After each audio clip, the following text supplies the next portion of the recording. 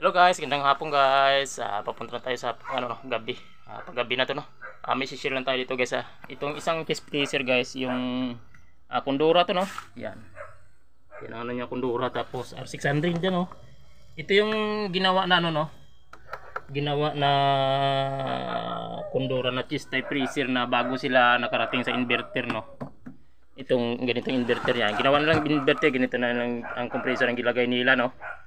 Tapos ano ba guys yung sulit ba kung magpa-require kayo? Okay, sa akin lang mga nagawa ko sulit na sulit guys, yung kung magkalik na ang loob ang evaporator, sulit pa rin ipa-recoil dahil may nagawa tayo na wala pa tayong nagawa na bumalik no. Halos lahat gumagana pa. Halos may mga 15 years, 10 years gumagana pa pag i-recoil. Pag sinabi recoil guys, ganito na 'yon yan. Yan na recoil na no. Yan.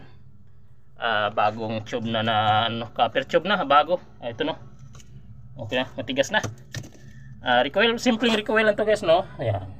Tapos diyan, bago sa lumabas, yan.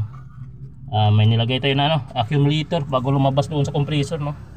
Para walang liquid refrigerant papasok sa compressor. Bago dito no. Yan. Pinulupitan natin ng copper tube para may init sa dito no. Wala talagang kung may kunting liquid man na galing doon, matutunaw rin dito, mag gas form din yan guys no. May kunting share lang. Salamat.